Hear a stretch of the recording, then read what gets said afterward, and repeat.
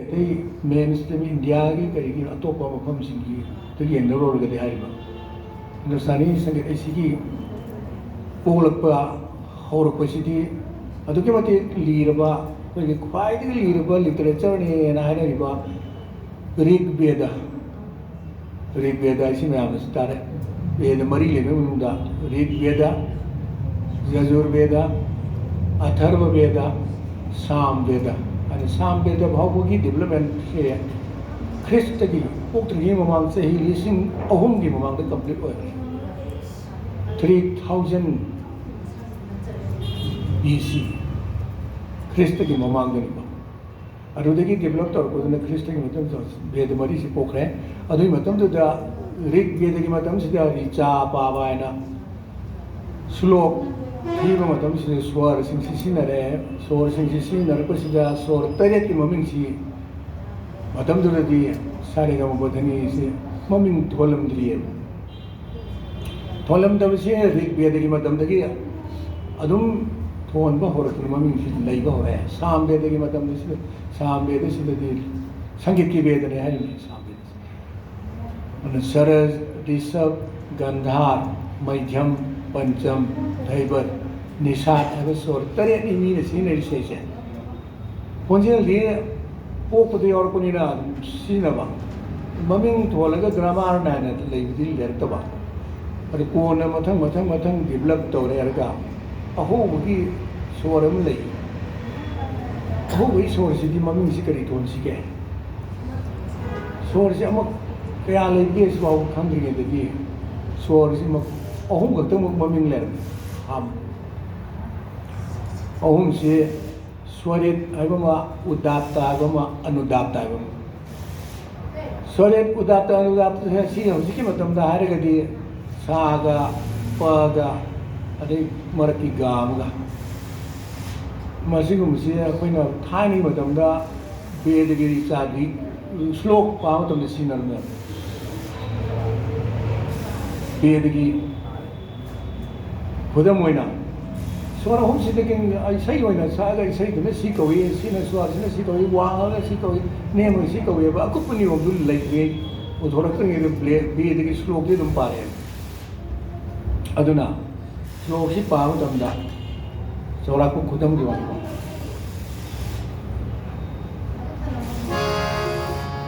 Scale ꯑꯃ ꯂꯩꯔꯦ scale ꯑꯁꯤꯗꯤ ꯑꯩꯈꯣꯏꯒꯤ ꯈꯣꯟꯖꯦꯜꯒꯤ ꯔꯤꯠꯇ ꯁꯦꯝꯃꯒ ꯀꯩꯅꯣ ꯇꯧꯕ ꯁꯤ ꯅꯠꯇ꯭ꯔꯒꯁꯨ ꯑꯩꯒꯤ ꯑꯅꯦꯝ ꯑꯋꯥꯡꯒꯤ ꯊꯥ ꯑꯃꯈꯛ ꯑꯩꯅ ꯂꯦꯞꯄꯤꯗꯨ ꯁ꯭ꯀꯦꯜ ꯑꯃ ꯀꯧꯏ ꯁ꯭ꯀꯦꯜ ꯑꯃ ꯍꯥꯏꯁꯦ ꯐ꯭ꯔꯤꯀ꯭ꯋꯦꯟꯁꯤꯗ ꯑꯣꯜꯂꯀꯥꯟꯗꯅ ꯁꯤ ꯗꯤ ꯑꯦꯐ ꯑꯩꯅ ꯀꯣꯟꯅ ꯊꯣꯛꯂꯛꯄꯩ ꯋꯥꯅꯤ 240 ꯐ꯭ꯔꯤꯀ꯭ꯋꯦꯟꯁꯤ ꯄꯔ ꯁꯦꯀꯦꯟꯗ ꯁꯨꯃꯥꯏꯅ ꯂꯩꯔꯒꯗꯤ ꯁꯤ ꯍꯥꯏꯕꯁꯤ ꯑꯣꯏꯔꯦ ꯄ꯭ꯔꯤꯊꯤꯕꯤ ꯆꯠꯂꯕꯗꯤ ꯀꯣꯟꯅꯒ ꯀꯥꯏꯅ ꯊꯦꯡ ꯃꯃꯩꯊꯪꯒꯤ ꯋꯥꯅꯤ ꯁꯨꯃꯥꯏꯅ ꯇꯧꯅ ꯃꯥꯒꯤ ꯄꯥꯗꯝ ꯂꯥꯛꯅꯕ ꯃꯐꯝ ꯑꯃꯁꯦ ꯁ꯭ꯋꯔ ꯁꯊꯥꯟ ꯁꯩꯗ ꯎꯗꯥꯠꯇ ꯁ꯭ꯋꯔꯤꯠ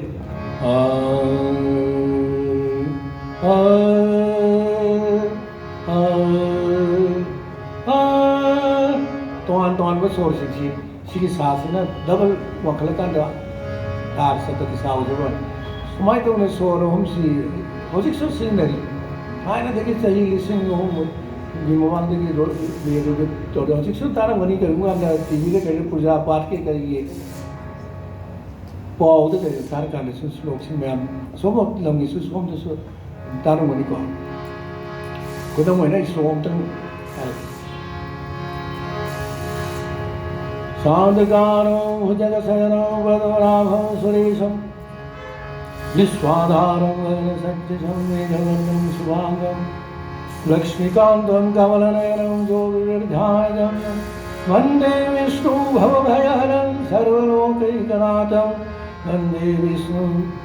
सर्वलोकैकनाथं हाइबसिदा यावरिबा सोर्से मेन अहुमसि उदात्त अनुदात्त स्वरदन यम ब्रह्मा वरुणेन्द्र रुद्र मरुतस्तुनन्ति वेदि खुदम खाइने श्लोक में हाइबीवन श्लोक की क्या नहीं करे वेद पुराण उपनिषद यम ब्रह्मा वरुणेन्द्र रुद्र मरुतस्तुनन्ति वेदि कान श्लोक थी सही होई शब्द नते दु सूरद थीबा अदमाइना सूरद थीबा श्लोक मा वांगांग दौना थीबा श्लोक मा कोना इसाई की मोंदा सत्पसिना मखलम नमो नमः कृष्णवन्ति दिव्ये स्तवेरवे सागपदक्रमो मणिसनिर्गायन्द्रियं सावगा कायन थीबसिंग ꯉꯁꯥꯏꯒꯤ ꯊꯥꯏꯅꯒꯤ ꯁ꯭ꯋꯥꯔꯤꯠ ꯎꯗꯥ ꯇꯧꯕꯅ ꯗꯥꯏꯇꯨꯗ ꯁꯣꯔꯣꯡꯒ ꯁꯤꯟꯅꯔꯤꯗ ꯊꯤꯕꯁꯤ ꯁꯨꯃꯥꯏꯅ ꯊꯤꯔꯝꯃꯦ ꯑꯗꯨ ꯍꯧꯖꯤꯛꯁꯨ ꯆꯠꯊꯔꯒ ꯆꯍꯤ ꯂꯤꯁꯤꯡ ꯀꯌꯥꯔꯣꯝ ꯆꯠꯊꯔꯛꯏꯁꯤ ꯁꯨꯃꯥꯏꯅ ꯑꯗꯨꯝ ꯊꯤꯒꯦ ꯍꯧꯖꯤꯛꯁꯨ ꯁ꯭ꯂꯣꯛ ꯊꯤꯕꯒꯤꯗꯤ ꯑꯑꯣꯟꯕ ꯂꯩꯇꯦ ꯁꯨꯔ ꯇꯔꯦꯠ ꯂꯩꯔꯛꯑꯦꯅ ꯁꯨꯔ ꯇꯔꯦꯠꯇ ꯂꯣꯏ ꯊꯤꯕ ꯁꯨꯔ ꯇꯔꯦꯠꯁꯤ ꯁꯤꯖꯤꯟꯅꯈ꯭ꯔꯒꯅ ꯁ꯭ꯂꯣꯛꯄꯨ ꯏꯁꯩ ꯑꯣꯏꯅ ꯁꯛꯄ ꯑꯣꯏꯅ ꯀꯧꯕ ꯏꯁꯩꯗ ꯁꯤꯖꯤꯟꯅꯕ ꯈꯨꯗꯝ ꯑꯣꯏꯅ ꯍꯧꯖꯤꯛ ꯍꯥꯏꯔꯤꯕ ꯁ꯭ꯂꯣꯛꯁꯤ ꯕꯤꯁꯅꯨ ꯙ꯭ꯌꯥꯟ ꯀꯧꯏ ꯕꯤꯁꯅꯨꯒꯤ ꯄꯨꯖꯥ ꯄꯥꯠ ꯇꯧꯕ ꯃꯇꯝꯗ ꯕꯤꯁꯅꯨꯗ ꯈꯨꯔꯨꯝꯖꯕ ꯃꯥꯒꯤ ꯔꯨꯞꯇꯨ ꯁꯩꯊꯥꯔꯒ ꯁꯛꯄ ꯑꯗꯨꯒꯨꯝꯕ ꯃꯉꯣꯟꯗ ꯈꯨꯔꯨꯝꯖꯕꯒꯤ ꯁ꯭ꯂꯣꯛ ꯑꯃꯅꯤ ꯄꯨꯔꯥꯟꯒꯤ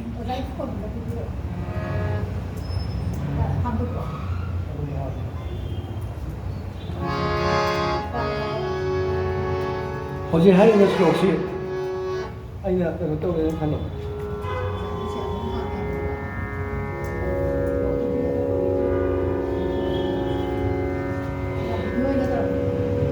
ꯑꯩꯅ ꯌꯥꯝꯅ ꯁꯥꯡꯅ ꯍꯥꯏꯔꯤꯁꯤ ꯏꯁꯝ ꯁꯝꯕꯗꯤ ꯊꯥꯏꯅ ꯁꯣꯔꯦꯠ ꯎꯗꯥꯠꯇ ꯑꯅꯨꯗꯥꯠꯇ ꯍꯥꯏꯕ ꯑꯍꯨꯝꯈꯛ ꯁꯤꯖꯤꯟꯅꯔꯝꯃꯤ ꯑꯗꯨꯗ ꯁ꯭ꯂꯣꯛ ꯊꯤꯅꯔꯝꯃꯤ ꯍꯥꯏꯕ ꯈꯛꯇꯅꯤ ꯁꯣꯔꯦꯠ उदात्त अनुदात्त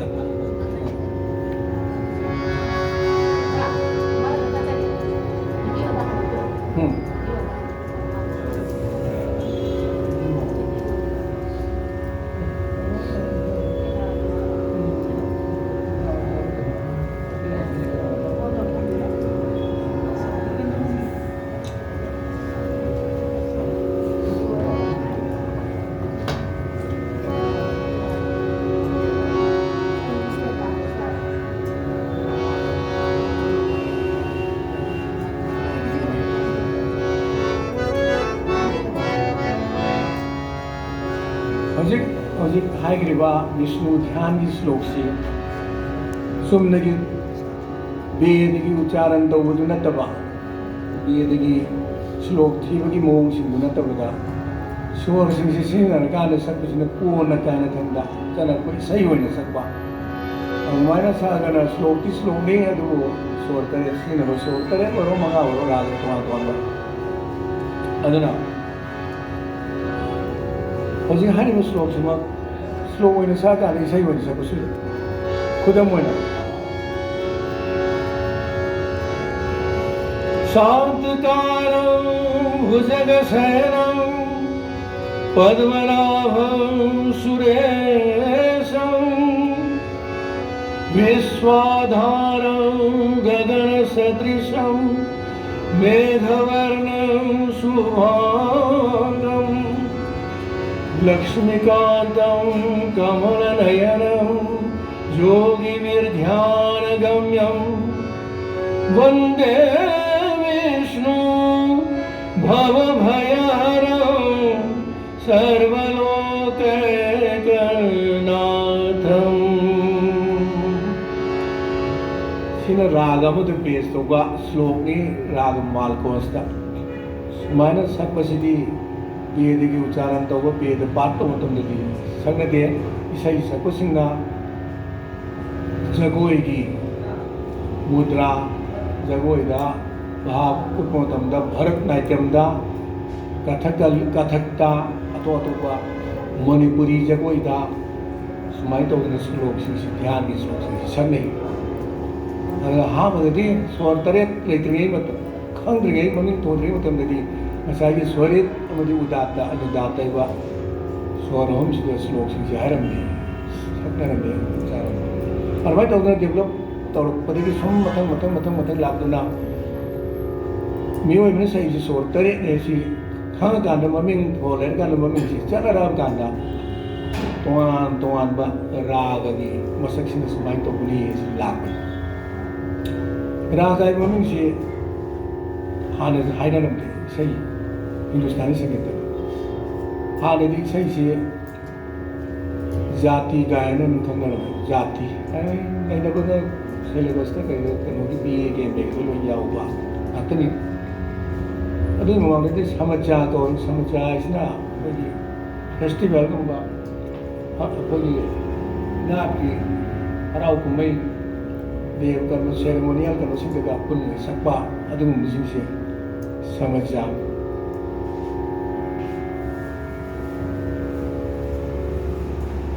समाजादगी जाति गान लाया जाति का सुन तम तमने मथम मथम ओलकपने डेवलपमेंट तौरपने अदगी जाति गानिना हारे जाति गान से हम चौखला सही ख्रिस्टगी मतुंग वर फौदा जाति गानिन करोगे अदना राग की लक्षण है ना हाइट में जाति के लक्षण है ना लक्षण तरा गाने नहीं ना बत्तम योरिस अदगी सेम सब वांदा मंद्रा मैंने तार ग्रह अंसा न्यास उपन्यास सही करा सूर्य होगदगे करा लेपदगे अवांग करा होगदगे तार अने उन क्या कुम या के काने तोआन तोआन बरागे कि सही सूर्य से होगदने का सिकरा तो अदु थाने दी जाति के लक्षण तरा आना मगुन तरा आना हरम दगे उसी ओनदी राग के लक्षण तरा आना हाइना के अदु के लक्षण तरा तो सो मरी मतम निना उसी मदन बादी संवादी अनुवादी विवादी न्यास स्वर अल्पस्वर बहुत स्वर का आगने सिंह मरम मैम कौनग रहे अनुगम तम दे सुमाय तो ना वन बक याम से लातना लाया अदगी कोई राग हाइब वही सिमक सिजनरबुदी याम थेंग मतम दा 12th century दा मतंगा मुनिदुना मादी मतंगा से एक्सपर्ट हमने म्यूजिक की पंडित ने मागे बृहद्य सीना लारे अमृता रागा पन्ब हो रहा है अरे रागा ममिंग सिदा करुंबा कंपोजिशन हम स्वर की ओर सिंह मान रागा को अदमाय तो राग रागा ममिंग सिदा कोना लागे हम दगी कौरमजे असागी समझा जाति जाति की मतुंग दगी करी कौरा प्रबंध प्रबंध है कौन है प्रबंध लापदे की मतम दे कि नहीं अब कोई रागा रागा है ना सारे गाँव पधनी लोन से नर दिया शुद्ध अतो वर्गी करी कौर है बिलावल कौरे का अतो सो मु थाई नहीं मतम का हुसी तो मु मानत रहा अरी हूँ मतम दा इसे की लाइक थ्योरी सिंगर टेनर मुनी मतम तो दा लेरंबे स्केल से सारे गा कोमल हुसी गा कोमल अरे माँ पधा नी कोमल हुसी नी कोमल सी शुद्ध स्वर कौर हिंदुस्तानी म्यूजिक सारे गाँव बधनी हौजिकी मतम मेरा गा कोमल नी कोमल श्रुति से साम के साम और श्रुति कुली थोई ले नाकोंग ने तार का खेने वो खंग याब अब ना मुझे वांगरे नियंगरे खंग याब स्वर की म थाक थाक से कुनी थोई ने कोई ले बिबा और हम कोई नी ने तार खंगे साइंटिफिकली है प्रूफ तोरबा अरे खंगा नी ने कोई सेंस ने खंग बदा सी कहती है वाक़ई करे ने एकदम ने डिस्टिंक्टली नाकोंग ने तार का खंग याब मफम है श्रुति है दी श्रव्य ताब अदुदगिने अखोने श्रुति कुनी थोयना लेप्रिस अरे श्रुति की मफम सिंह अरे श्रुति सिंह दे मफम थे स्वर के मफम सिंह सी इंडियन म्यूजिक की इंडियन म्यूजिकोलॉजी सिंह का वेस्टर्न की का कितन खेनबा फ्रैक्शन ऑफ फ्रीक्वेंसी दा कितन खेनबा कर ले स्वर खर कत्ता स्वर आनी धा गुंबा अरे मा गुंबा कितन दीवानी अदवान तो श्रुति कुनी थोई ले रहा श्रुति कुनी थोई सी की श्रुति कुनी थोई सी तिब्रा कुमदति मंदा संदोवती व्यावती रंजनी रक्तिका रुद्रा क्रोधा ब्रजिका प्रसारणी खेती मार्जनी संति पुण्या लापिनी रम्या उगिनी उग्रा क्रोभिनी है ममिंग से कुनी थोई से ममिंग ले अदुई मफम से तिब्रा से अहान श्रुति से तिब्रा को है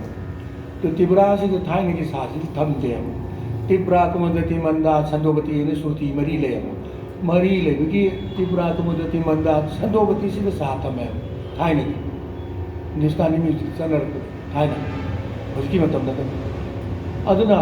सिदगी सालोरगा होगिबनिना नसाई की गादु कोमल की मफमदुदा लेबिदुना मतमदुगी शुद्ध स्वर परिने चनर हजिना मो त्रिपुरा हरगा त्रिपुरा कुमुदति संदंदा संदोवती दयावती एव स्वरसिदा श्रुतिसिदा रे स्वरसिदा में त्रिपुरा कुमुदति मंदा संदोवती दयावती सारे मरी लाने अरे रे रे रे श्रुति से अहम ले अब तो मानते साग माग पगने श्रुति मरी मरी ले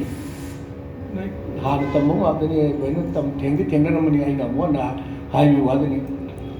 नई श्रुति इसलिए मको के तम बदल यावर अब नहीं ना रहा आपने सरज ने मध्यम ने पंचम ने मसी सारंग देव मागी संगीत रत्नाकर ने श्लोक पिरम्याबा चतुस चतुस चतुस चैव सरज मध्यम पंचम द्वे द्वे निसार गांधारौ त्रि ऋषभदैवतौ हाय श्लोक से चिंफापुर दे कर्म स्वर्ग ने कर्म क्या सुखी लेगे खमनी शास्त्र दे इरम्बा मसी हौजिक हारमोनियम दे यावरिबा स्केल सिदि नते हारमोनियम दे यावरिबा टेम्पर स्केल को अमदगी सायदा लौरग खोंगिबे दे याव सखिबे दे याव टेम्पर स्केल दि असेंग मन नेचुरल ओइबा स्केल दि कितन थैथोब कायहलबसे टेम्पर तौबा दि कायहनबा है मार्क तो टेम्पर तौर में फाने तौर कोर्ट यौरे गाय हायद्रो MPSC की मार्क टेम्पर अदु सेमदोख्रब सादोख्रब कायहनरो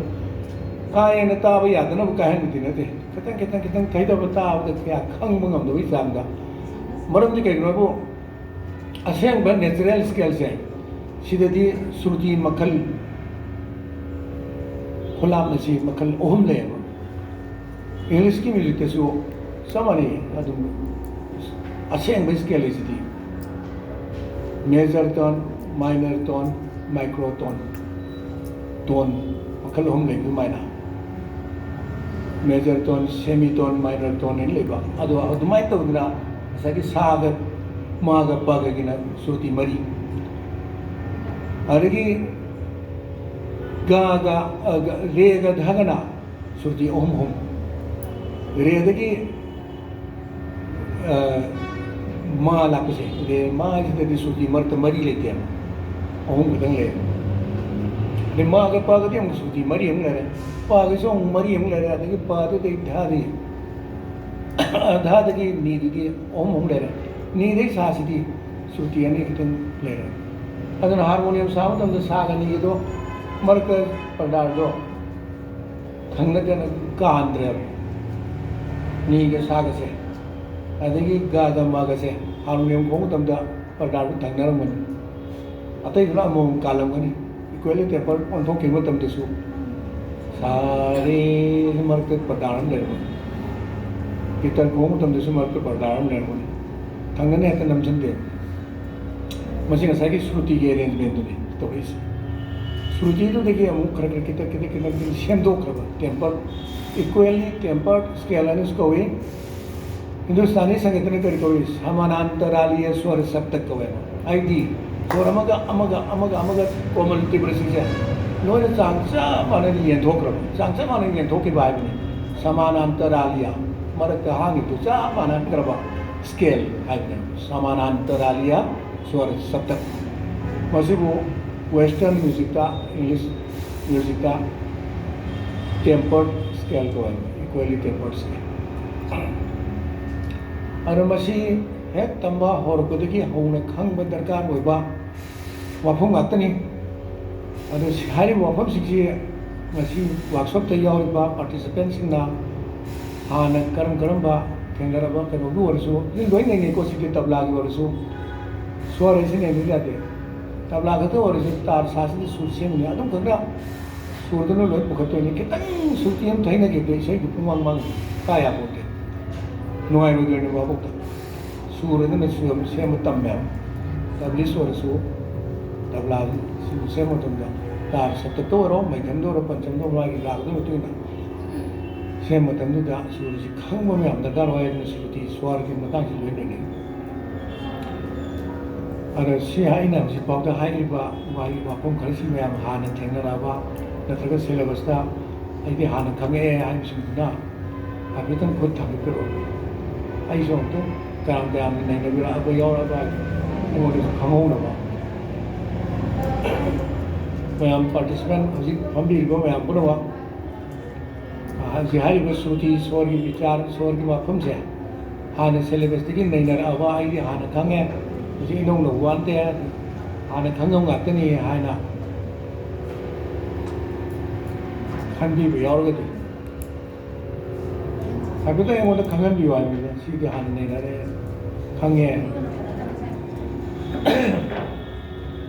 खंगसु हाइबिदि फजिद्र माने ना हाइदब जाला लोइने खंगस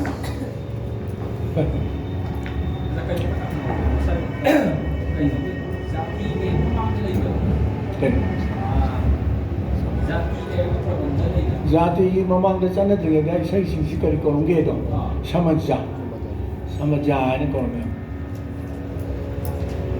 खोजते नॉर्थ इस अरे मनोहर साई सामने नॉर्थ इस मनपुरी नटसंकर्तन गाने ममिंग कौरपसे ओलपसे अदुमाइना हिंदुस्तानी संगीत से लाई परिंग से अहमदी समझा और जाति गायन इसे परिंग सकने तौरसे इसे मसांग मसा साग तौरसे लाइक सिंदा सी वारम पंगे अदो हजिक चथर इसी मतुंग ने सु कमाई तौरगे रे सु उरकपा समनर इंगी न मरी मरी अदगी जाति गायन के प्रबंध गान लाए प्रबंध गान लापते राग गायन ने लाए राग आई सही सही तो की स्वर से न तो की मम्मी नहीं राग आई सही नते बा सही दुबु सकदोरिबे स्वर सिंह दुबु ने राग राग आई अदो हजिक मतम दे राग म्यूजिक आदि राग प्रेजेंटेशन राग यमन ताबी रसी यमन दु मतिपुरा होइबा अतैन सुद होइबा सेम ताव हाइरि अरे के करी सही तादोइनो ध्रुपद सक्तोइरा अरे ध्रुपद हम ताबी रसी हाइदोनि राग यमन ध्रुपद लांथोकेगनि याग राग यमन कलाकार मतमदा लांथोको मतम खयाल और खयाल पंडित भीमसेन जोशी ने सको खयाल लांथोकचेरी रेडियोदा लांथोक अदु करीनो रागदी यमन नत्रगा मुल्तानी नत्रगा तोरी तोान तोान मागे इसे कंपोजिशन सूमाय तौरमनी राग ममदुना खंग नमदोनी तोान तोान थेम नौब इसे लांथोनी राग अमद इसे मखल क्या सब याय इसे मखल मखल रागदुदा खर हेन चनब चनदब आईदी लेबी याय आईदी खयाल इसक संगदब भैरवी है भैरवी खयाल सकती संगति सकप यारसु चनदबनि सकती मादी भजनगुंबा थुमरीगुंबा गजलगुंबा अदुगा शास्त्रीय संगीत ध्रुपद से ध्रुपद विशेष अरीब ध्रुपद खमासु ध्रुपद से ध्रुपद अरीब अयाब राग ध्रुपद से हजिक कन चनगीदबई वानी चनब खयाल दौन चनगीदबई वानी चनदबदी नते कलाकार मैम ध्रुपद से हजिक अदुमाइन तौदना तोंगान तोंगानबा मखन मखलगी रागसिंगसी अरीब मतमदगी लेरक रागसिंगसी मसक ममिंगसी कयाम ओनग्रे हाना कोमल रे कोमल धारग सामुद्रा ओनदी सुधा रे सुधा धारग सकको ओनग्रे अदुंबा रागगा मयाम हाना सुधा साम कोनदी कोमल दग चनरा अरी मतमदगा हजिका याम ओनगरब मसक लेबर राग कयामरोम लेग्रब जाने अरे साउथ इंडियादा हजि हाइसि रे कोमल धा कोमल सुधे सोने हाइसि थाइना कोइ गा कोमल नि कोमल सुधे ने आर मतमाइना गा कोमल नि कोमल सारे गा बदनी से इंडियन म्यूजिक की सुधे सोने हाइरे मिनामा आदि हजिकी काफी ने ना हाइरे काफी थाने ना हाइरे गा कोमल नि कोमल अदमाइन दौना ओनग्रे ओनबसे मथंग कनोदगी अखोगी 16th century दा पंडित व्यंकट मखीना मागी चतुर्दंडी प्रकाशिका है लाइरमा इरमे अरे राग की कैटेगराइज तौना तोान तोान सोर सिंह युम्भम होरेगा मान थापसे 15 निथोय पुथो मैम 15 निथोय सुमन लोनमक चलहनबा राग चनरी मैम से सनरी मैम से व्यंकट मखी की बेहतर मेल है खाई अरेगा चनब चनदब है इसे ताब नुाइब मरी लेनी सकने पुथोर सोर से सी राग से ताब याब होद्रगदी पॉपुलर होद्रदी राग ममिंग चतरे बेहतर मेल से सिनब याब यादब मैम लेग्रे मा मसामन राग मेल 53 सूंग सेम मैम अदुदगी अमुक लौखलग 14 सेम मैम 19 मेल अदुगी 19 मेल सिदी राग मैम हजिक चने यमन भैरव काफी अदुदा मैम चनेसी कांगू कांगू पुल पुल पुनसलग मागी स्वर की मतुंगिना पुनसलग थमनबो इदमुतनी अदुना अदुगुंबा पुनसनबगी थबक अदुदा चनब याद्रबोदी मैम ने याब ngамdi aduna popularize oiba ngamdi aduna North India dasu Bhat Khandena Vishnu Narayan Bhat Khandena sanari ma'am से yumpham oirga tara khatang semamya 10 third raga classification and 10 third raga classification अरेगा उसकी 19 में ऐसी मरते नहीं मान लो कल में से अदर साउथ इंडिया में जो उसको 19 में ऐसी सारे 19 में ऐसे ना कोई का मशीन मारा दिया मोई का था मेल को रहे कोई का था है ले हो रहा है ऐसे मम्मी दिन मेल ने वहाँ तो ले रहा है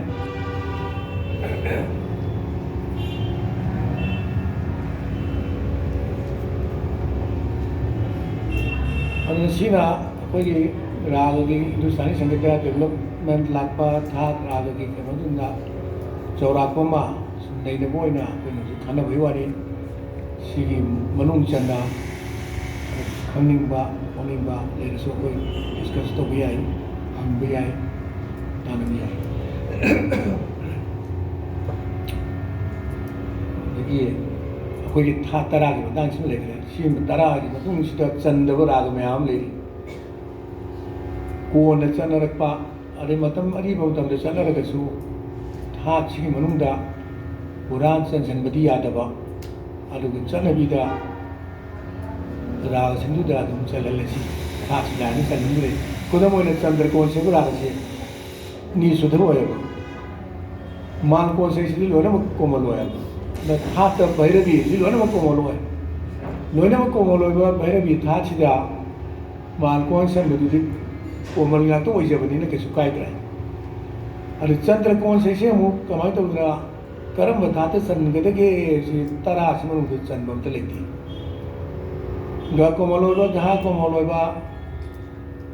नी सुधोयबा पुरेगा पगद याउद्रा सिगी सोर सि करम कैटेगरी दे करम क्लासिफिकेशन मनु दे सनगदगे याउदबदगी नसागी चंद्रकोन से सिगी नी सि मालकोन से भैरवी थाती रागा सिगी नी सिदंग सुदे ओंथोगे सकनी मालकोन सिगी ओंथोपने बगी वाखलदा पंडित सिंह भैरवी थाती चलले चंद्रकोन से राग सुमाई तौदना अतः अतः सु याम लेरी हिंदुस्तानी संगीत के राग से मधुबंती राग से बाहर करने के 10 थाट्स पे यावते चंदे स्वर की मियंग अदुबु मुल्तानी उस राग से रिलीज है कथा सिका सुधवन थोगा समाना ना स्ट्रक्चर तो सगी सागा मपन साई का अवसानी दप मगर साई को मुसिगा मुल्तानी एवं ममिंग चक्रम रागा अदुना धाग दुगरे दुगा सुधवन थोपदगी मधुमती राग से सेमने ना अदुमा अदुगी थाती मनुंगा नम्र चललेन लोपा दिगुम के आबरम से लेकर सिसु लोयन नैन निगाय होइबा वाफम गातनी हिंदुस्तानी संगीत के मदान अदुना सिगुम मदे यामने कंफ्यूज चपा साथी संग कोक ngawba वाफम के आबरम सु यावदम नते अपवाद स्वरूप ओइबा काइसे हिंदुस्तानी संगीत यामने आइदि स्वर कोमल विकृत अनि स्वर मतलबी मसक अनि से थने सिनबी आती है इस नियम ले हिंदुस्तानी संगीत की क्लासिकल म्यूजिक की हाइदि गा कोमल गा सुधा गा से थंगने थंगने रागम ने सिनबी आती धा कोमल धा सुधा थंगने थंगने सिनबी रागम दे आती गायना हाइदि की नियम ने कमन नियम होले अदुगे नियम दुगे वांग ने सिनबी राग सु तुम लेबो करम करम राग ले ललित एव राग से मानी सिने मानी जो थंगने सिनबी आती जो मागी से या फजबो सिने मेरे गामा गामा मामा गा हाय का ने या फजबो मारे अन से तुम सनबो मोइग्रम ने ना साइ के नियम ले जरगसु अपवाद एदी एक्सेप्शन हायना सनबगी वांग दे सनबा हायने एक्सेप्शन ने अपवाद है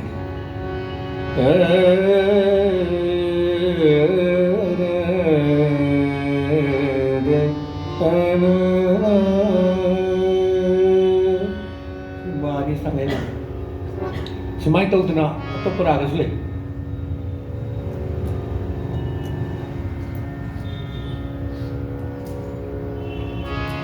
शिवरंजनी एवं सुमयामनि तारे याम पॉपुलर हो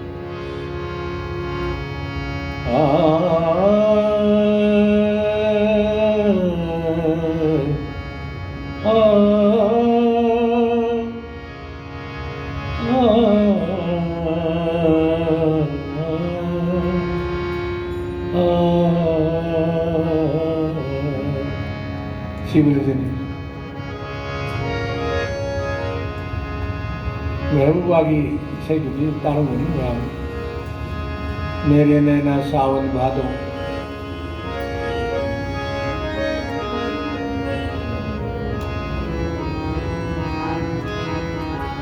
खुदम होना खतंग पनबई बात नहीं अदमाई तो उधर से रागा सिंह बसु लई ज्ञान म्यूजिक सिदा अरे अमना वादी संवादी मतंगा सुन नहीं ना बस इधर कोई हिंदुस्तानी क्लासिकल म्यूजिक की चलने वीडियो सुन मतों के योगजर आदर नहीं है तो नहीं ना हम बस मापम सुनी बुतोपे वादे ने राग की वादी संवादी इसी के सब की मतंगा या मरी लेने उत्तरांग प्रधान होगा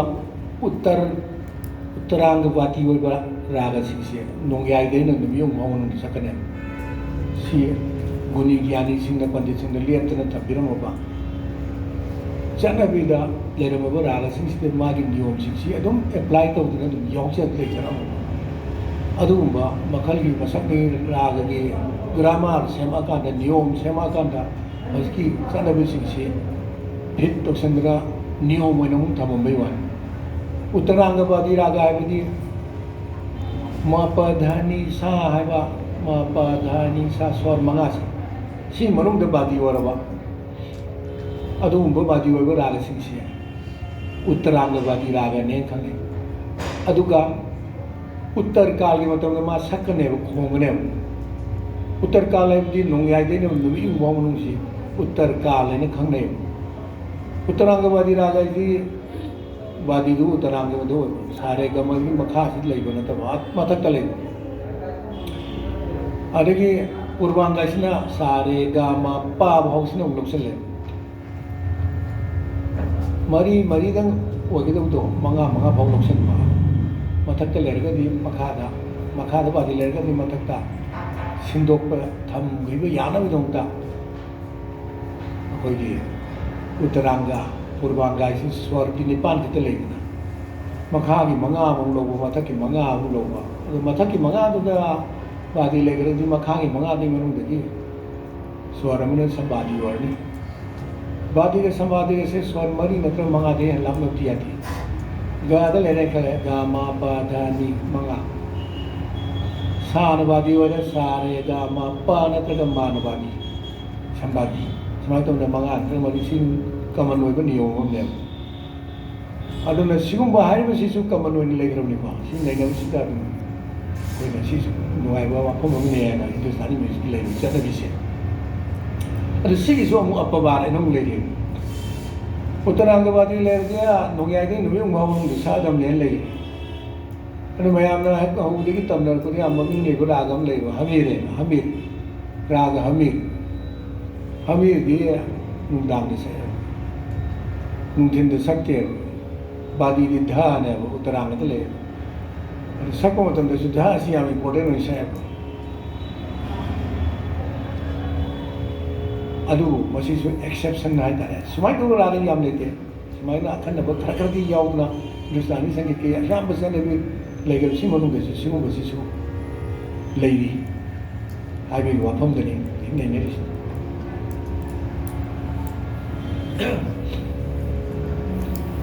सिना स्वर की डेवलपमेंट की मतंगा अदगी राग की मतंगा खर नेनरे नोमुद लोना यामने हेनसु नेनो बुसु नेमे बुदे अवा अवा वे फिल्मदा लागनी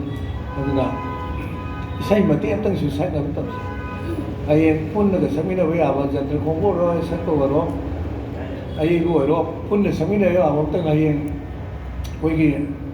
लोशन बगी थौरम पांथोकदोरिबा वैलिडिक्टरी फंक्शन सिसु यावसंगी है ममांग निमित्तने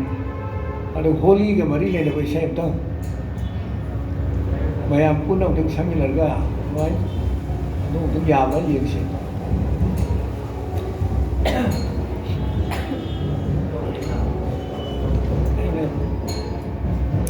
ꯑꯩꯅ ꯑꯍꯥꯟꯕꯒꯤ ꯇꯝꯕꯒꯤ ꯂꯥꯏꯔꯤꯛ ꯃꯆꯥ ꯑꯃꯈꯛ ꯂꯩ ꯃꯁꯤꯗ ꯊꯦꯡꯅꯕ ꯏꯁꯩ ꯑꯃꯅꯤ ꯁꯤ ꯑꯩꯈꯣꯏꯒꯤ ꯒꯟꯙꯔꯕ ꯃꯍꯥꯕꯤꯗ꯭ꯌꯥꯂय ꯃꯟꯗꯜꯒꯤ ꯀꯩꯅꯣ ꯑꯣꯏꯔꯝꯕ ꯗꯦꯕꯙꯔ ꯁ꯭ꯀꯨꯜ ꯑꯣꯐ ꯏꯟꯗꯤꯌꯟ ꯃ꯭ꯌꯨꯖꯤꯛꯀꯤ प्रिंसिपल प्रोफेसर बी.आर. देवधर ने इरंब लाइक छात्रसिंग तमनबीदमता इरंब रागबोध याम पिकना पिकना माना लाइक मयाम इरमे सिदा अनन तमखतखिब याब होरप खोलप सिंगसिदा तमगिनबगी दमता कुदों जानबा मागे सिलेबस दा गंधर्व महाविद्यालय मंडल तमी अखोई इंस्टीट्यूट सु सिदगी सही सिंग दुम लोकतना दुम तंबी अखोई याम इंस्टीट्यूट सिंग मासी प्रोफेसर बी.आर. देवधर से 1901 पोपनी मिरजदा पंडित विष्णु दिगंबर पलुस्कर की सेबोक इंडिया के अफाव पंडित अनी अरीबा कोई ब्रिटिश की मतमदा ममांगदगी म्यूजिक सिबो अमुक हन चाखनबो होने बिरंबा पंडित मादी अरीबा चाखनबो होने बिरंबा अनी ले अमन पंडित विष्णु नारायण भातखंडे अमन पंडित विष्णु दिगंबर पलुस्कर की सेबोक ने न्यूयॉर्क चलगा अखोई वॉइस कल्चर की मतांगदा खाली हाँ थीजन कुना ट्रेनिंग तौरबा मिसक professor B R. Deodhar Indian music की वॉइस कल्चर सिस्टम सिगा मोगी वेस्टर्न म्यूजिक की करी मानगे खेनगे हाइबे सिंबगा सिया कुम थीजलुबा मिसक माने मसिगी तंबा होगलपो तमदा अराय अरायबा रागसिंदा यामना घरानागी अरूबसिंग अदगी अकुपा अकनबा ट्रेनिंग तुना तब इंस्टीट्यूशनल ओइबो फॉर्मदसु इसैसि खरा हैना मतम खरा की मनुंदा यामना शिक्षा से फंगगा काखतखिबा यानबो चखिबा यानबोगी सिस्टम टेक्निक का याम होदुक चनबो पापचरबो मिसम अदना आई माइ लाइक सुम हम येंगो तमदा ए सि याम फजब फजब इसैसि मान कलेक्शन नि मान लोइ सेवम बनते अबै घराना म्याम खोंगले नि मान अदुमाइ तौबा अदुंबा कनोनी सि लाइक सिगा मखर यारमबदुदा म्याम समिना घराना सिंगदी सै तमगी सिस्टम सि खेने ngатeng palingisiga mate घराना सिदी इंडियादा तौरमिसि निंथौ पान मतमदा राज दरबारदा गायक सिंगसि याम वांगना लेरंबा मतम सिदगी माई मागी मचा मसु माई मागी शिष्य मरी मता नत्रदि तंबियु गा यादबो मतमम सि यावग्रे अदुना माई माई तंबिबो मचा मसु दे हेने से तम फंगतबो संगीत की विद्यागासि मोदी निंथौ की दरबार लेरमनिना मनाई फंगदुरिनि मागे आ सेन तुम फंगदुरिनि लौ फंगदुरिनि दोलाई फंगदुरिनि यामना थाक वांग वांग लेबो माई मचा मसु जिंदु फंगनिंबनिना मचा मसु जिंदु दम तंबि अदुमाइ तौदुना तौबदगी सुम अदुगुमि ट्रेन दे चथर अदि मांग तारेना मरुदगी घरना म्याम सिदि खोजन तासल लेरगा पिउगा यादवगाजि हाइजदना नोजदना विष्णु नारायण भातखंडेगा विष्णु दिगंबर पलुस्कर गसना स्कूल से लिखतना इंस्टीट्यूशन से तम हमने वाइन होनर घराना दा अत लेरदी कनाम तम होनर इंडियन म्यूजिक इंडियन अखोई आर्ट के कल्चर के मचा कासि सुम मांग तारे होनर अदना अखोई पंडित विष्णु दिगंबर पलुस्कर से भाई अहानबा लिखतपने इंस्टीट्यूट से India Pakistan pulling into Lahore 1901 सिदा अहानबा म्यूजिक स्कूल से लिखी अगले कोना नीरजदा लेरा मतुंदा मथंग लिखलकदुना Bhatkhande college of Hindustani music से मतम तो Bhatkhande college Marris college of Hindustani music ने लिखली और कोन ब्रिटिश ने सक्रम तो मयामना विष्णु दिगंबर विष्णु नारायण भातखंडे लेगी माई भूमिंदा फॉलो बनी Bhatkhande college of Hindustani music हौसिकपुदी Bhatkhande university of performing arts music university वन गए कुछ अटल बिहारी वाजपेयी ने प्राइम मिनिस्टर ओइबा मतमदा माना संगारमे अखोई यूनिवर्सिटी इनॉग्रेट तौरमी अदुमाय तौदना अवोनबा मैम लाए घरानाददी अमरोमददी घरानादा तंबसिना पागी थोदोना अकंगनबा सिलेबस हैना लेबा नते माई तमगदुदु राग यमन नारो यमन से तुम पिछकने की सही है हूँ मरी नहीं तब्दील तो ना मंगा तरुकता है सही तारा कुन स्वरूप हो सही कुन का से तुम यमन से तुम तब्दील रागम तब्दील से अरे तो है मचन पुनो तो ठोक तर बहु माना ठोक तर बहु तो माई परीक्षा पास तो चीज़ हो जाता ना हाई तो एक थोड़ी माँ परीक्षा पास तो रहे मतलब तीन के रहते लोग सही मंगा दे वही थोड़ा से परीक्षा पास तो रहे परीक्षा भी लेते घर ना गई हो जाता ना यार भी वहाँ था तो प्यार है हो जाता ना याद रही लेकिन पल्ली भी जगह लान थोकरी हो माना तो हाई को थोकरी हाई कम दे अगर न थोड़ा को नहीं मिलते दिए कलाकार मकुम पानो वो खेने की सीने इंस्टीट्यूशन तना नंग सिलेबस तो कवर तो और रहे राग मगा ने हाँ पिजन नंग अनी दम तब नंग आरी अरे सोना बाय ने वो जाना अभी मनु के राग मगा कर तक्षण लम्बा पर कहाँ नक्सल आया है अरे मंगा तो डाइजेस्ट तो हूँ हम देना अब खत्म फार का स्टेज परफॉर्मेंस के एग्जामिनेशन एवं थोड़े वाइवा की गायन ले वाइवा दस को तो ना वो अतई भाव जमीन ने स्टेज से सुन सक्चल लगा कौन चलक पा अदुम वासी हम याव दब नती इंस्टीट्यूट से इसी तौर से अरे छुट्टी में हम ले रहे हैं देखिए आप इरान भला ले भी लम्बे दिए कोई मणिपुर में बोले दिए हम कर्फ्यू का जो लेकर लाए सिन तंब की मोह सी मकुम फाव ले आया थे अरे सेमेस्टर सिस्टम है वो मुक्त हो रहा थाइन दिए एनुअल एग्जामिनेशन नहीं तो ही अनु सही की बनूँ तो सांग न होने रे का खरा कन होना हम तब न खरे कन होना वो खरा वहाँ न होना तब तो कोई न चंग न होने रे का सही परीक्षा है ना राग याम जरा का सु परीक्षा भी बा और जो था तो ना परीक्षा की सेमेस्टर सिस्टम है वो ऑल इंडिया की बनी अब तक हम तो ही तो वो अदुमाय तौबनीना परीक्षा अमन लोइग्रगा अमु हाइदोरको परीक्षा हाइदोक्ति कानो गायबो मतम खरा मांगबा अदे अमु तम हुगलो मतमदा परीक्षा अमु योगदोरेना अमु फॉर्म फिल अप तौगा हम तौसलपा मतम जे था तरुगा जे लोनि था हम पान तम उ फंगते अन सिगुम बगे डिफेक्ट याम ले मसी इंस्टीट्यूशनल सिस्टम की डिमेरिट्स ने अमरोमदना इंस्टीट्यूशनल सिस्टम जिसने याम काले जिसने कई नोटा तमजनिंगो मैम से याम पाक सन तंब पंगुई को तुम चाबम दे पाओ होने लगे के बिल्ला नाय का होने लगता रहे रोजाना कावे तन तो उन्हें ना यंग परीक्षा ना ही तब डायरेक्टर ने सन को मोकरे है कि ताने निशान ही जीवा और पर संबा दरकार हो अदुनी खेना बहुत क्या मरुम देख रहा सिदु खपता नहीं नबुदा अचौवत तबम ने आई की ओजा आई को तब को ओजा प्रोफेसर अमरेश चंद्र चौबे जी लखनऊ दगिनी माजी मागी पीएचडी की टॉपिक से institutional system of teaching and घराना सिस्टम ऑफ टीचिंग आई से मागी थेसिस याम चावना थाखब अचौब थेसिस अमनी इंडिया की घराना पुरुष माना लोयना थीजलोरगा करा करम घराना द करी रागना होगी गासी करमायना तालीम तवी अरे हिंदू ओजा सिंह पंडित सिंह ने कमाई तुम तभी मुस्लिम सिंह ने कमाई तभी हाय वो हो याम कुपसन ग्रबो सिद्धे याम नुमाइबो नहीं मुस्लिम की कोई उस्ताद सिंह ने तभी दा चिल्ला माय 8 hours 40 days सुले पे तो रेगुलर नो के 8 hours नातंग पन भी आए मात्रा तो हो जोने तभी तो वराई जो प्रैक्टिस दिया है तब जो तभी तो मैं आपसे अगर 8 hours वराई बसिना नो भाव काम करना 40 days वराई बसी चिल्लाम को है चिल्लाम ऐसी चिल्लासी मंगा तरो सूरदी तेरे निपान सूरदी स्टेज जो थोपे आ रहे हैं नौने अन उस्ताद जाकिर हुसैन सी मपाना तबीरगा माय तराम थोपे आ रहे नंग परफॉर्मेंस भी आ गेरोय हाय तोरगा ये है नन लेप्सिदा गांग लेदा लोने चेंथोरागा बिहार की पटना की दुर्गा पूजा की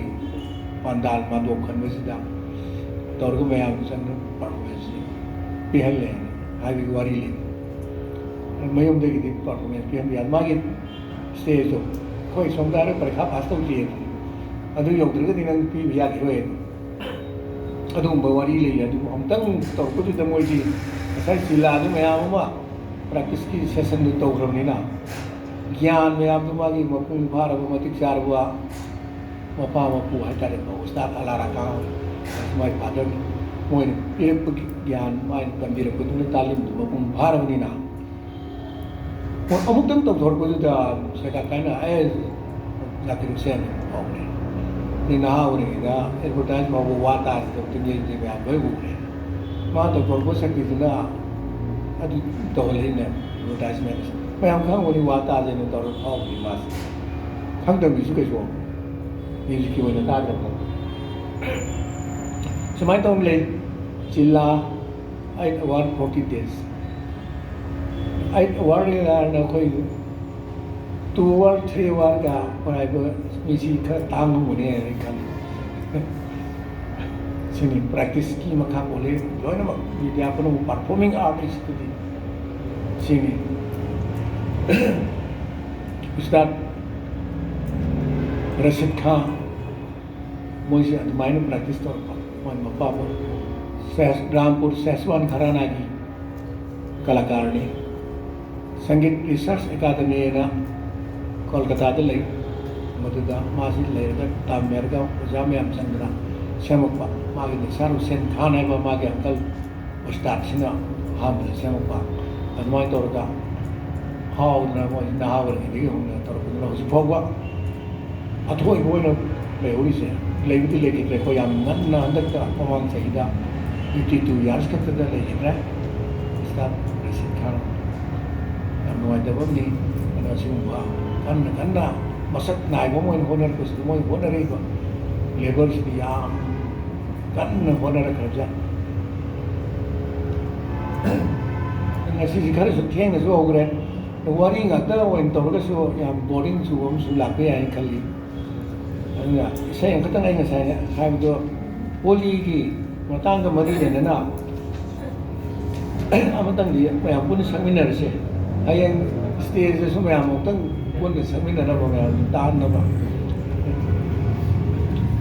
siga tana ta ba sida sai ba sai siga akoi ki fusion oina yan san narega instrumental su folk music su folk su oja sing siga taisan na bi abu kai kai lege kai du oja sing ba puthok pira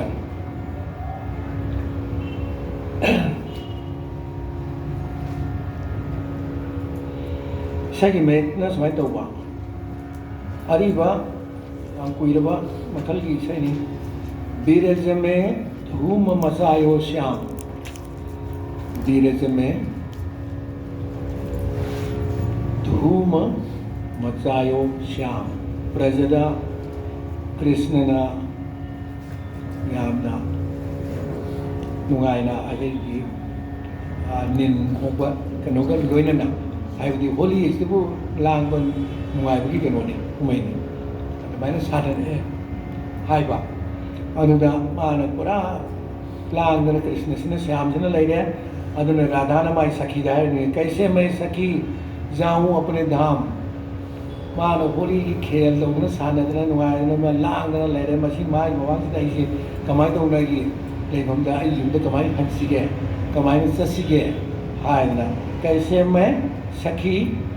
जाऊं अपने धाम हाबिसने स्थाई ने सीरी पर मसी ख्याल की सूर्य का position को अदुगा मयक्सने होली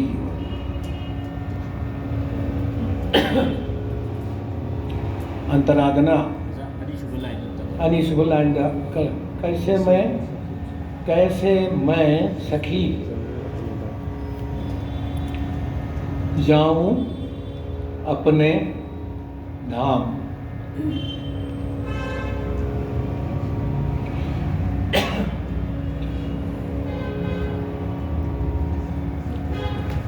अंतरागी में एक ने समाया सब सखियन में सब सखियन मिल सखी सिंह मतारोई सिंह पिता सिंह पुल्यर का होली खेलते हैं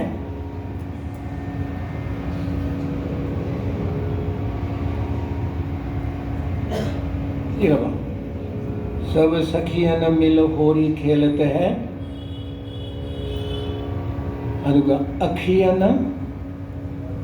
दारत गुलाल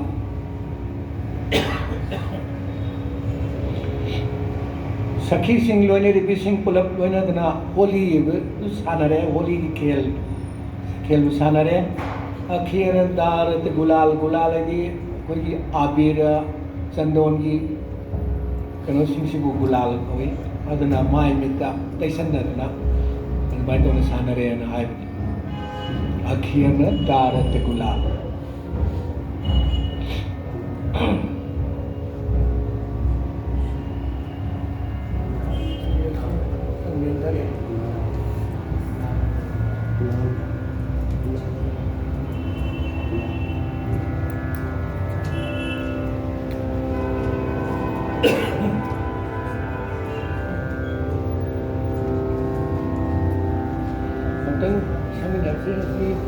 मतलब से हम मतलब बा सी कर ठेंगरा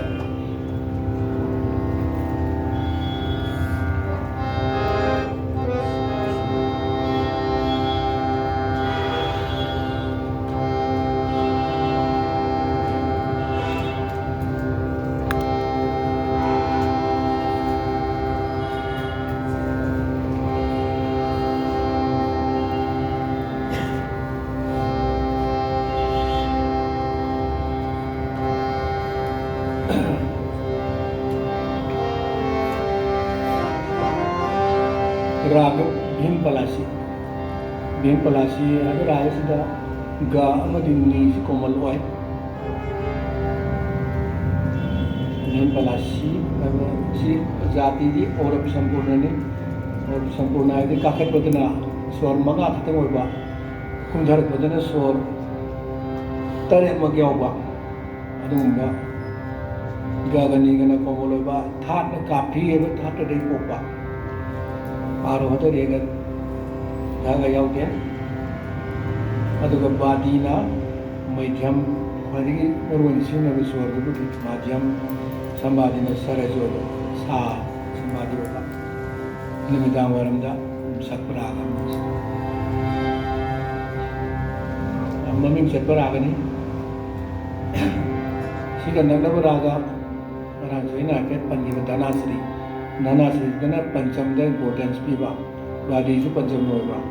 खेनरी से सिगकनी सोर्ड सिनव जमाने मसकर खेनबा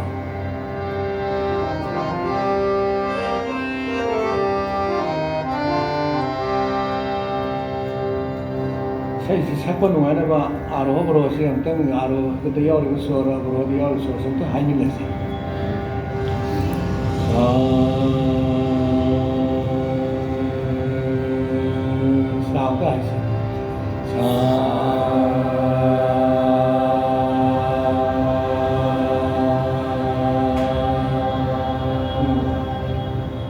राग खुदमकी आरोप रोसी सागम पनि सामदि साल मरकनेना अदुम लौनै अदुबु चदबु दुइना सी राग सिगी आरो हाइबो मोरको मतमदि नि कोमल अनेमदि हाइबो होने नि सा ta hai ni ga ma ga pa ni sa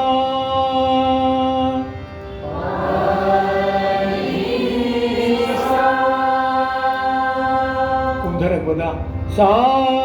ni dha pa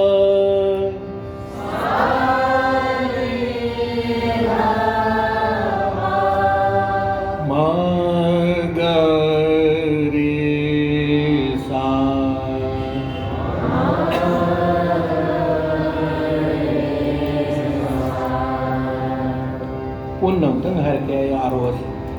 ni sa ga ma pa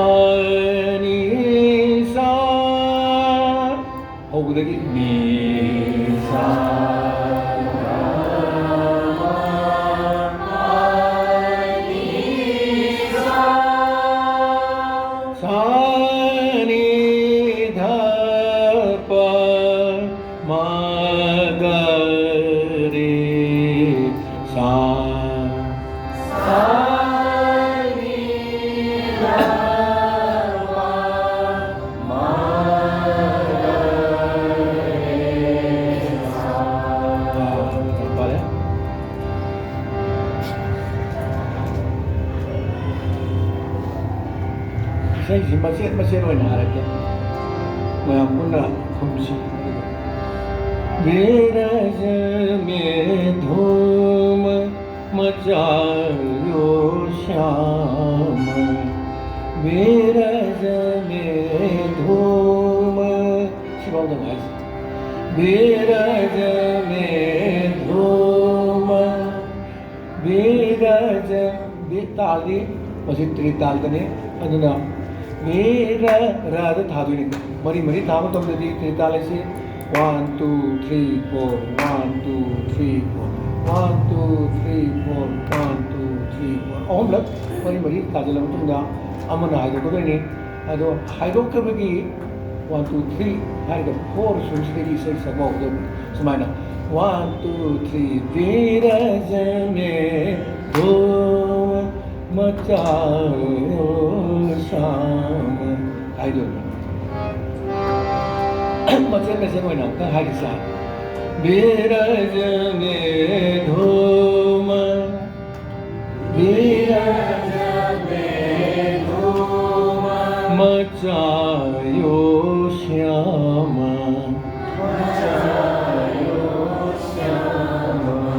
मचायो सिदा मचायो श्याम गरे सा श्याम मचायो है बसना पग सा ग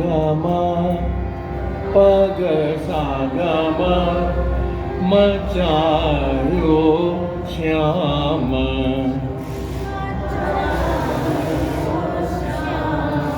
विरज में धूम मचायो श्याम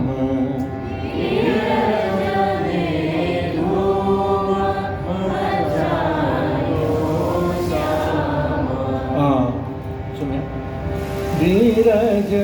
में धूम मचायो श्याम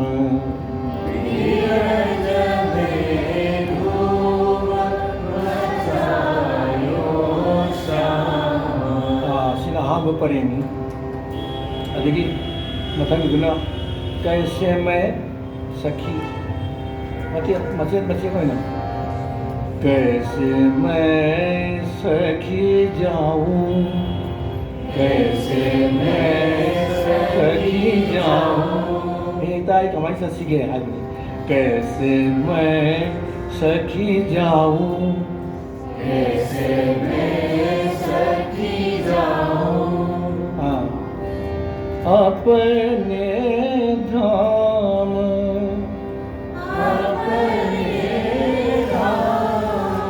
ꯑꯩꯒꯤ ꯌꯨꯝꯗꯨꯗ ꯌꯧꯅꯕ ꯑꯩꯒꯤ ꯃꯐꯝꯗꯨ ꯐꯥꯎꯕ ꯀꯃꯥꯏꯅ ꯆꯠꯁꯤꯒꯦ ꯀ꯭ꯔꯤꯁꯅꯁꯤꯗ ꯁ꯭ꯋꯥꯏꯗ ꯁꯥꯟꯅꯗꯅ ꯊꯠꯇꯅ ꯂꯩꯔꯦ ꯍꯥꯏꯕꯗꯨ अपने धाम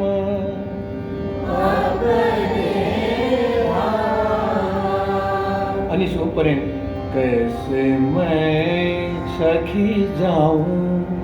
कैसे मैं सखी जाऊं अपने धाम विरज में धूम मचायो श्याम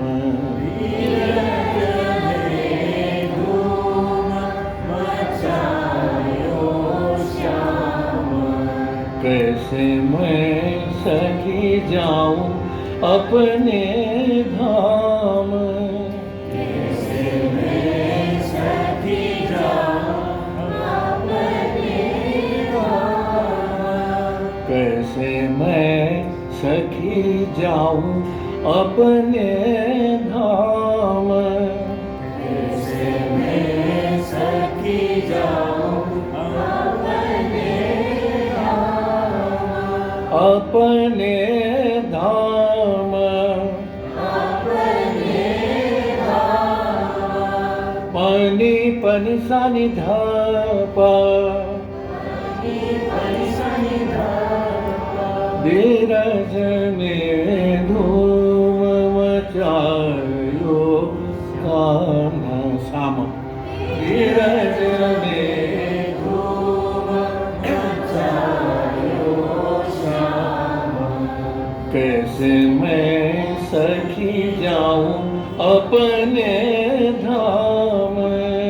कैसे मैं सखी जाऊं अपने धाम धीरज में धूम मचायो श्याम धीरज में धूम मचायो श्याम कैसे मैं सखी जाऊं अपने धाम धीरज में धूम मचायो श्याम धीरज में धूम मचायो श्याम कैसे कैसे मैं सखी जाऊं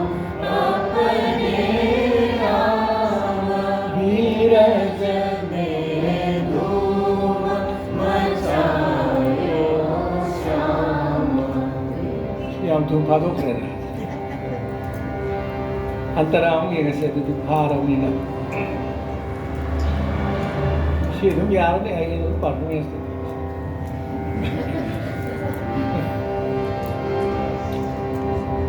सब सखियन मिल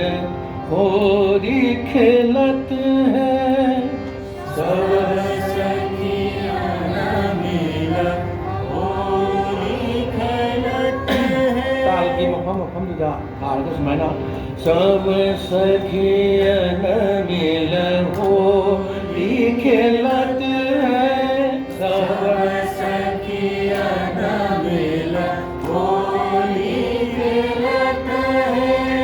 सब सखियन मिल होरी खेलत है सब सखियन मिल होरी खेलत है मदना तिंगनबा अनि सुबह हर को जानना कितन पोट बा है सब सखियन मिल होरी खेलत है तिंगबा सब सखियन मिल होरी खेलत है सुबदा सब सखियन मिल होरी खेलत है सब सखियन मिल होरी खेलत है अखियन डारत गुलाल अखियन डारत गुलाल बीरज में धूम मचायो श्याम बीरज में धूम मचायो श्याम कैसे मैं सखी जाऊं अपने धाम बीरज में धूम मचायो श्याम बीरज में धूम अंतरा लोगों तमदा बीरज में हरगा समने धूम से समगी मफम तागी मकोक सी मफम से अंतरा लोगों दो सुमाइना बीरज में धूम मचायो श्याम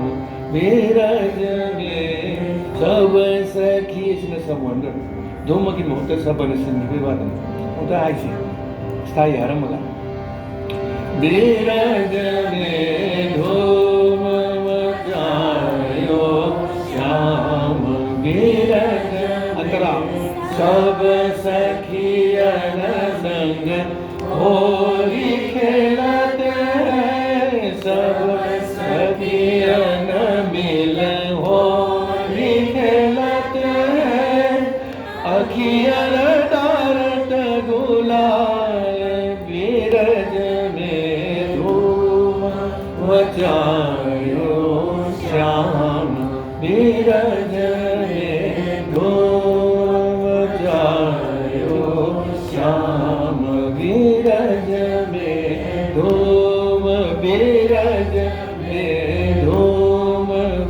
नीरज में धूम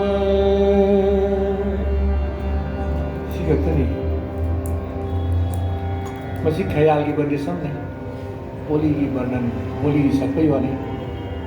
ख्याल का मखल खुदिमक की दृश्य मखल खुदिमक की वर्णन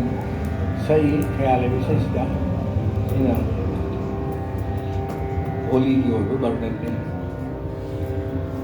होली ममांगा नीना होली विषम भाई थोड़ा निवासी में विश्वास पुन्ना अदना मागी इम्प्रोवाइजेशन ख्याल है सीधा हाई ना बस या बस इनको सो मी अमनी करा हाई ना भी आवश्यक कितने तंग हाय नीरज में धूम वेदज में धूम मचाए श्याम श्याम नीरज में धूम आगना इम्प्रोवाइजेशन आदि स्वर बोल आलाप विस्तार तंग हानता है एक सामदारी ये रचे karena hai kita gitu tanam tang hai dia sida tan set dia Neeraj में धूम निजगम पनि सगरे सनि धपम करे सा नीरज में धूम hai bugumba saya uknaraga hai na bugumba amtang ge happy hai adu di yum do in sendara asra workshop ki projection wa पुथोंग ना बात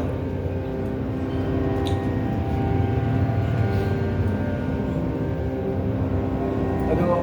असासु हाई बिहाइंग रहे अयंग भी अनी देखी चर्चा ना होने ना बात मतलब दो एक्सपर्ट हम ने याम ने दो में हम लोगों हम लोगों ने तब नहीं ना अयंग सीधा अयंग भी कोई हो जामा सनाना लेना आगे हुई बात अरे मणिपुरी फोक म्यूजिक की वजह मरे लेने को पॉपसिंग हम भी कहीं एक्सपर्ट ना लाकर ना गायन लेगा पार्टिसिपेशन ना लाकर सुनो आइडिया सोंदा सिल लांगे वो ऑर्गेनाइजर से जो अजनबी सेंटर वो मुखन गनी मैं हम लाकर सो और मैं हमसे हम ये तो याव ये ने जो है ना वो भी ये पावरी पुरों ने तो याव ना participate tawriya na matang numit yam sang na tawdu sun na ten ko siya tigna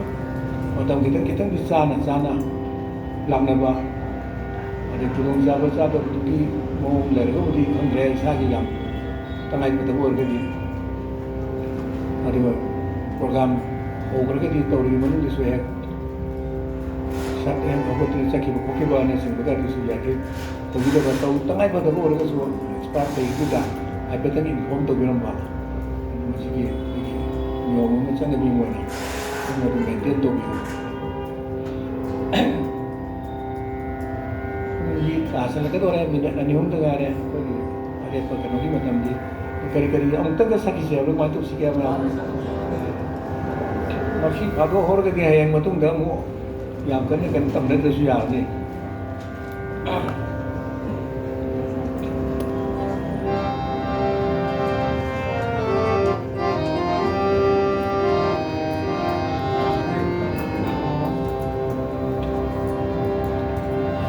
Seminar sih, 1, 2,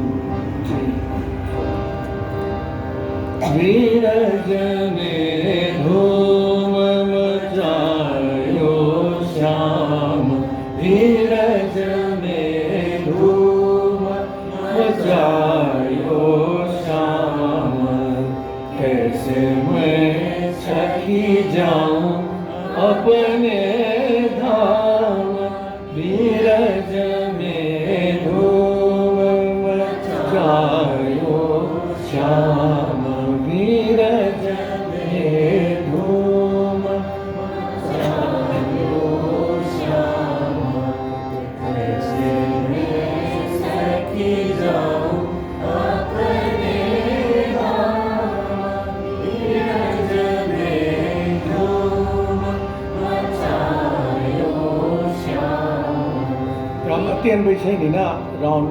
ꯁ꯭ꯇꯥꯏꯜꯒꯤ ꯑꯍꯥꯟꯕ ꯄꯔꯦꯡꯗꯣ ꯑꯅꯤꯔꯛ ꯍꯥꯏꯔ ꯃꯇꯨꯡꯗ ꯑꯅꯤꯁꯨꯕ ꯄꯔꯦꯡꯗꯣ ꯑꯃꯨꯛ ꯍꯥꯏꯔꯅꯤ ꯑꯗꯨꯃꯥꯏꯅ ꯇꯧꯗꯅ ꯑꯃꯨꯛꯀ ꯍꯟꯅ ꯔꯤꯄꯤꯠ ꯇꯧꯁꯦ ꯆꯞ ꯃꯥꯟꯅꯅ ꯑꯗꯨꯒ ꯑꯗꯨꯒꯤ ꯃꯇꯨꯡꯗ ꯑꯟꯇꯔꯥ ꯁꯛꯄ ꯔꯦꯗꯤ वीरज में धूम मचायो श्याम वीरज में धूम मचायो श्याम कैसे तो हंजन में दबा श्याम हरगा मको की परेंग लोगों ने ताल था तो दुआ नहीं है लोगी मखा लोग तो कौन लोग था बंदे देखे लोगों तो श्याम बीरज हाइदना अदुनते श्याम बीरज में बीजी वांगे दलोए मखात ता तो बी वांगे दलोए था दलो को मानो बीरज में धूम मचायो श्याम कैसे मैं हाब हम लगे तो हाय बीरज में धूम मचायो श्याम बीरज में धूम मचायो श्याम कैसे मैं सखी जाऊं अपने धाम बीरज में धूम मचायो बीरज में धूम मचायो श्याम मखा कैसे मैं सखी जाऊं अपने धाम बीरज में धूम मचायो श्याम बीरज में सब सखियन मिलन होली खेलत है सब सखियन मिलन होली खेलत है अखियन डारत गुलाल अखियन डारत गुलाल श्री मात्रादु सूत्र है मरम दी कई नोदा असागी स्थाई इसने तीसरी ताली दे होपा सिना समदगे होगा दरासना तो खाली दिलोसन खाली निम ये बात तो दिलोसन दुबी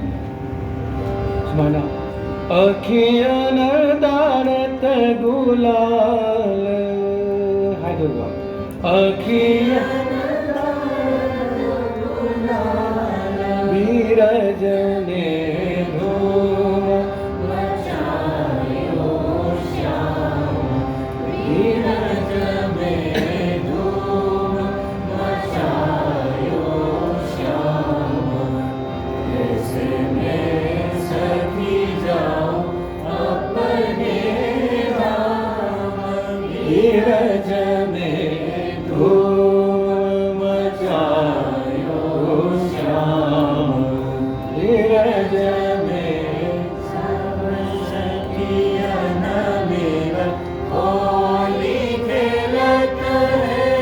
सब सखियन मिलन होली खेलत है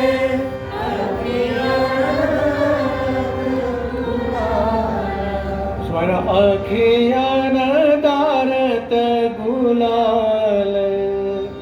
अखियन दारत गुलाल गुलाल हम तो गाय से अखियन दारत गुलाल बीरज में धूम मचायो श्याम बीरज में धूम मचायो श्याम कैसे मैं सखी जाऊं अपने धाम बीरज में धूम मचायो श्याम बीरज में सब सखी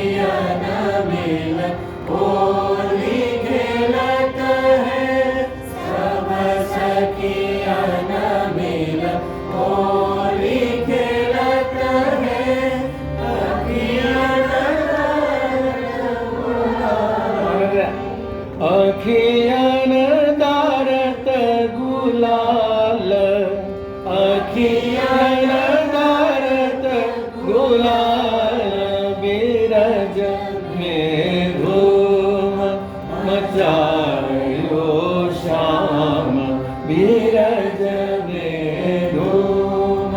मचायो श्याम बीरज में धूम मचायो श्याम श्याम बीरज में धूम मरता improvisation adidang humdam hapnatar kanakarano hapkado sinduna isana chongthokpiro ane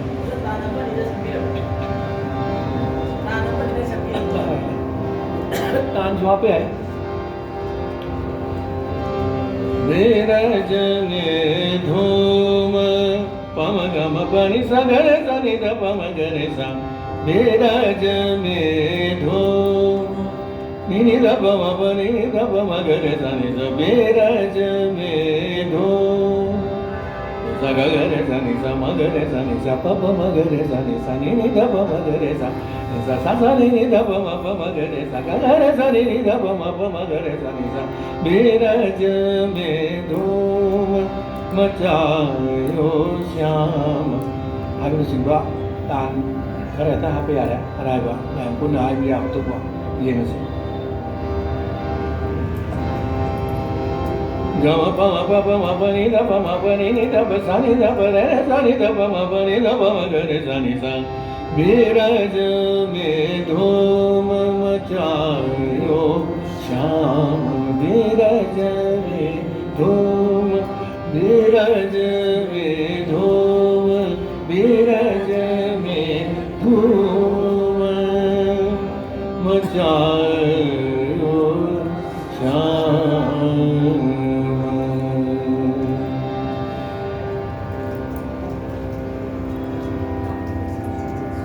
잘 박도르세요. 시기에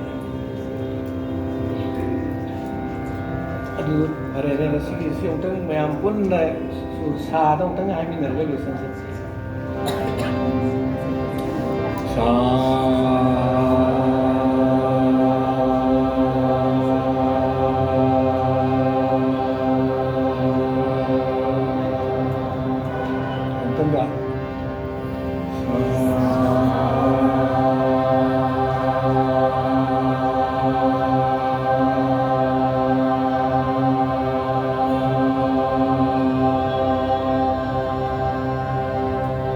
rồi nào tất cả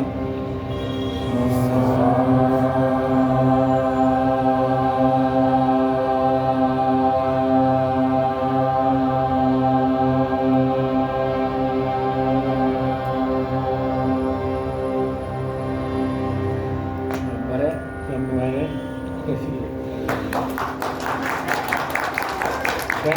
thank you all